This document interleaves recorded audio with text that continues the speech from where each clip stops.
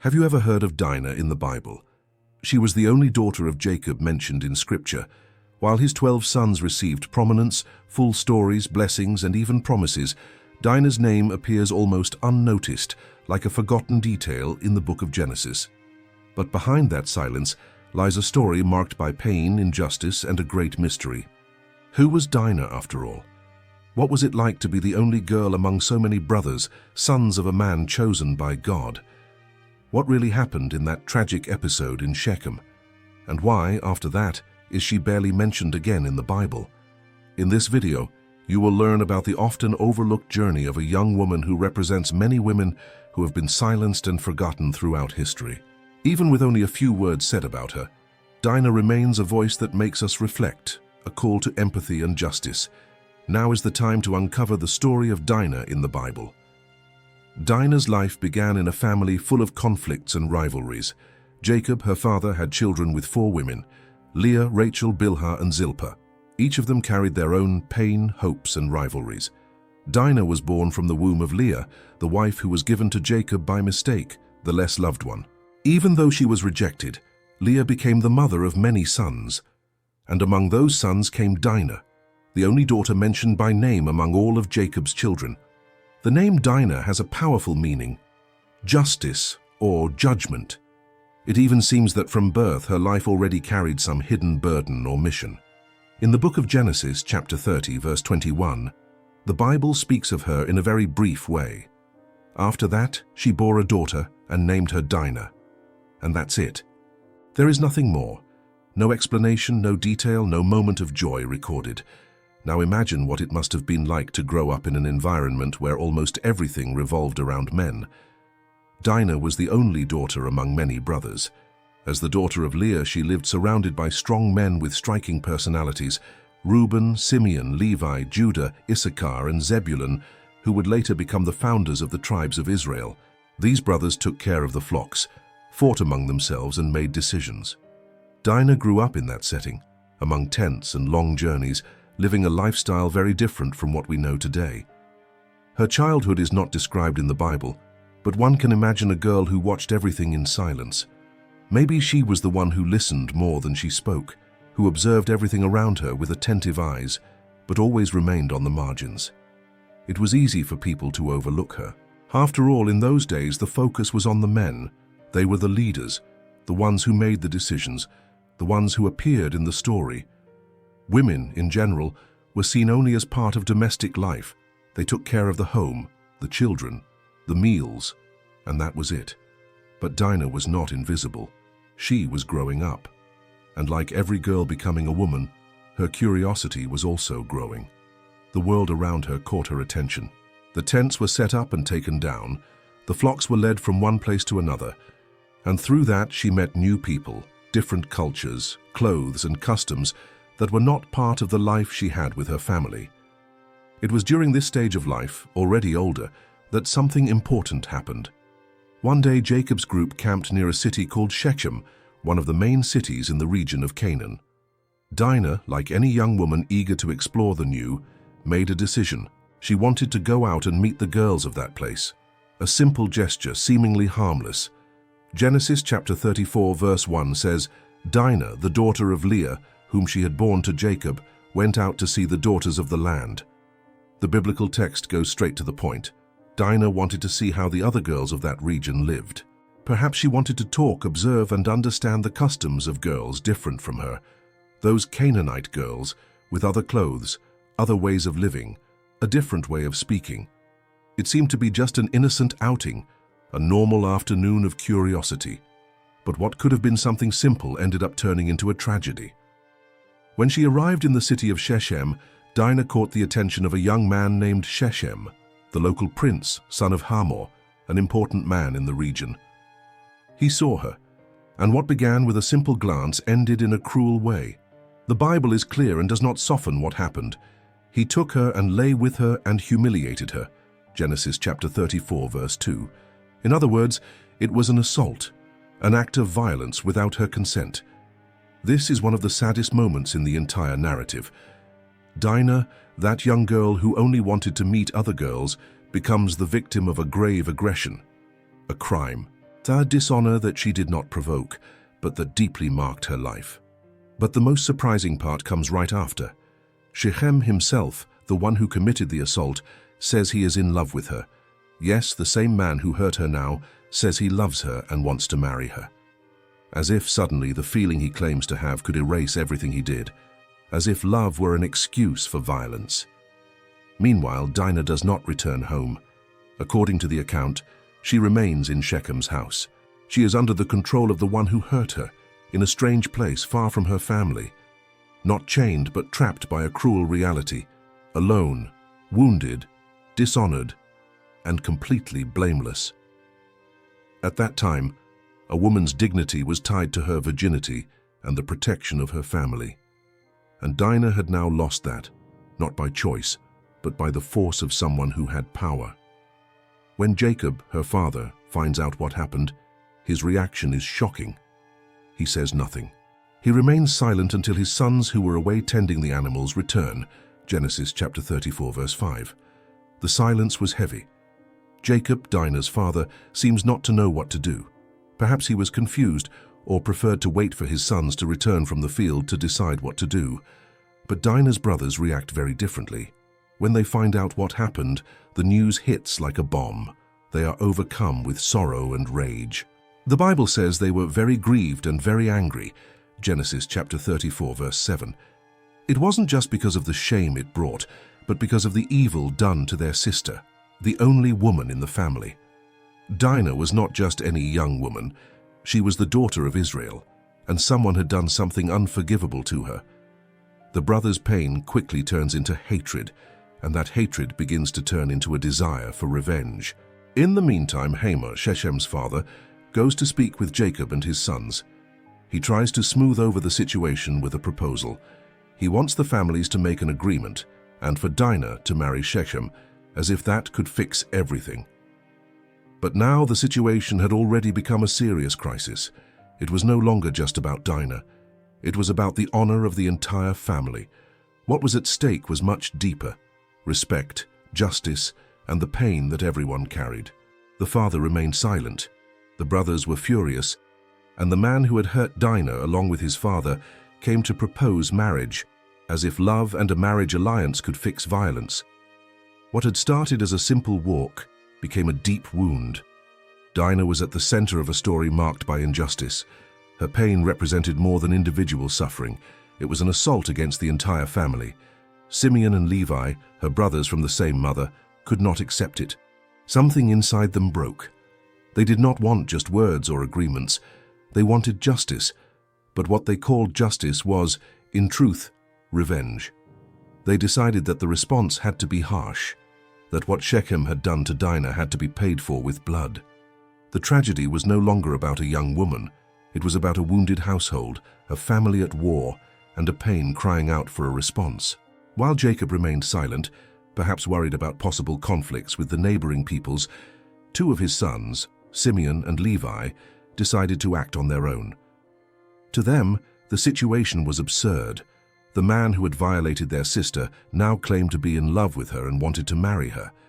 And his father, Hamor, treated it all as if it were just a family arrangement, as if nothing serious had happened. But Simeon and Levi did not accept that. Even so, they did not show immediate anger. On the contrary, they spoke calmly and used a very well-thought-out strategy. They made a proposal that appeared to be spiritual. They said they would only accept the marriage if all the men of the city underwent circumcision, the sign of the covenant of God with the people of Israel. To those who heard it, it sounded like a religious gesture, but in reality, it was a trap. The proposal was accepted, and all the men of the city agreed to be circumcised. However, they did not know that this sacred symbol was being used as bait. 3 days later, at the height of their pain and with no strength to fight back, the men of the city were completely vulnerable. And it was at that moment that Simeon and Levi attacked. With swords in hand, they entered Shechem and killed all the men. They spared no one, neither Hamor nor Shechem. It was a violent, swift, and devastating attack. They raided homes, took animals and riches, and carried off women and children. Everything that was in the city was plundered or destroyed. An entire city was laid waste because of the pain suffered by one single young woman. And in the midst of all that, among ruins and blood, Simeon and Levi found Dinah. The Bible summarizes this moment with a few words, but ones that say a lot. They took Dinah from Shechem's house and left. Genesis chapter 34, verse 26.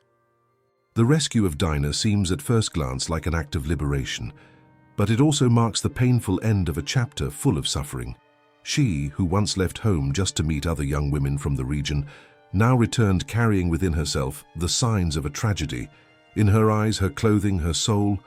Was that justice? Or was it simply uncontrolled anger? The answer does not come directly, but it is found between the lines of the biblical text. When Jacob learns what his sons had done, he does not approve. He says, "You have brought trouble on me, and now the peoples of this land will hate me." Genesis chapter 34, verse 30. To him, what Simeon and Levi had done put the entire family in danger.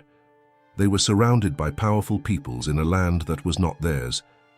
Now, with the city of Shechem destroyed, the neighboring peoples could unite against them and destroy everything. But the two brothers showed no remorse. They responded directly and indignantly. "Should he treat our sister like a prostitute?" Genesis chapter 34, verse 31. That phrase reveals what they were feeling inside. It wasn't just anger, it was pain. It was a cry for respect. For them, Dinah's honor was more valuable than treaties or alliances. They could not accept seeing their sister treated as if she were worthless. The Bible does not say that what they did was right. It simply shows the facts. Simeon and Levi defended Dinah, but they did it with extreme violence, and that choice had consequences. Many years later, when Jacob was already near death and blessing his sons, he remembered that day, and instead of praising the two, he condemned their cruelty and fury. Genesis chapter 49, verses 5 and 7. After everything that happened, the Bible says nothing more about Dinah. Her name disappears from the sacred text. It is as if a deep silence surrounds her story, leaving many questions unanswered. No one knows if she got married, if she had children, where she lived, or how her life ended. Dinah's fate remains a mystery. But that silence is not empty. It speaks. It speaks of the pain that was never put into words. It speaks of the injustice that was never repaired. It speaks of a young woman who endured something terrible and whose voice was never heard. Dinah, daughter of Jacob and Leah, appears only for a brief moment in the Bible, but her story carries a weight that crosses generations. She became a symbol of many women throughout time, women who suffered, were silenced, ignored, or simply left aside. What happened to Dinah after she was taken from Shechem's house? How did she deal with the trauma? Was she welcomed by her family, or continued to be cast aside? The Bible does not answer, but those questions make us reflect. Even without knowing how her life ended, Dinah's story shows us something very important: the difference between human justice and God's justice. When Jacob condemns the violent action of Simeon and Levi, he acknowledges that what Shechem did was wrong. But the brothers' response was excessive.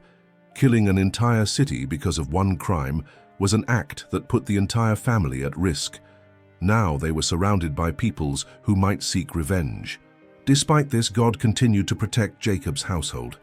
Even with mistakes, even with reckless choices, the Lord kept his plan intact. Because behind it all, there was a greater promise, a purpose that would not be interrupted, even in the midst of pain and human failure. This episode with Dinah also served as a foreshadowing of what would come later, the many conflicts between the people of Israel and the peoples of Canaan.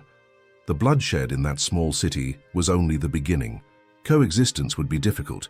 There would be wars, land disputes, cultural clashes, and spiritual resistance. And in a way, it all began there. With Dinah, with the violence, with the impulsive revenge and the rash decision. It was like planting a bitter seed in the soil of history, which would later bear fruits of pain and division. But at the center of this story is one of the saddest scenes in the Bible. Sometimes, what hurts the most is not what is written, but what was left unsaid. Dinah was cruelly wounded, lost her dignity, was treated like an object, used in negotiations between men. After that, she was rescued in blood, in the midst of violent revenge. And when she most needed affection, comfort, a hug, or a word of protection, all she found was silence. Jacob was not a bad man. He was the same one who dreamed of God, who wrestled with the angel, who worked hard for his family, who wept for his son Joseph, and who blessed his sons before he died. But in that moment, he failed. Like so many fathers, leaders, brothers, and pastors have also failed throughout history when a wounded woman needed to be heard, cared for, and defended. His silence in that moment still hurts, and that silence continues to echo to this day. It seems that Dinah, the only daughter among so many sons, was swallowed by a pain that no one had the courage to name. The Bible does not tell us what she felt. It does not say whether she cried, what she thought, whether she said anything, but perhaps it is precisely this that makes her story so powerful. The fact that her voice is not there represents so many other women in different times who also experienced the same pain and were silenced. The Bible does not try to soften what happened to Dinah. It does not turn her pain into a pretty lesson, nor does it disguise the seriousness of the situation. It simply shows the facts as they were, harsh, real, and then lets silence take over. A silence that disturbs, that makes us think, that forces us to face what we usually prefer to ignore. Pains that no one names, wounds that are not seen on the body, but remain open in the soul. After that episode, Dinah simply disappears from the biblical text. It is as if she had never existed. The Bible does not say what happened to her afterward. No one knows if she got married, if she had children, if she stayed with the family or chose to distance herself. She vanishes from the story. But that disappearance says a lot. Even without appearing again in the following pages, Dinah's pain was not forgotten. It remains present as a reminder of what happens when justice is delayed and comfort never comes. Her story became a mark, not only in Jacob's family, but in the history of an entire people. Dinah came to represent something much greater. She became a symbol of all the women who suffered violence and, instead of support, received silence. Of all those who were only remembered when their pain could no longer be hidden. In many parts of the Bible, we see complete stories: birth, decisions, mistakes, redemption, and an ending. But with Dinah, it is different. She is the only daughter of Jacob mentioned by name, and her story ends right after she is taken from Shechem's house. From that point on, the text goes silent. A silence so strong that it says more than many words. Perhaps what stands out the most in Dinah's story is not what is written, but precisely what remains in silence. The fact that we do not know what happened to her afterward is not by chance. It reveals something much bigger, how throughout history, so many wounded women were cast aside, forgotten. Dinah ends up becoming, even without saying a single word, a portrait of that reality. She represents all those who were hurt and then ignored, voices that were silenced, names forgotten, tears hidden. And that reality still exists today. In a world where so many women continue to be wounded, physically, emotionally, and even spiritually, the figure of Dinah continues to speak, even though she has no recorded words in the Bible.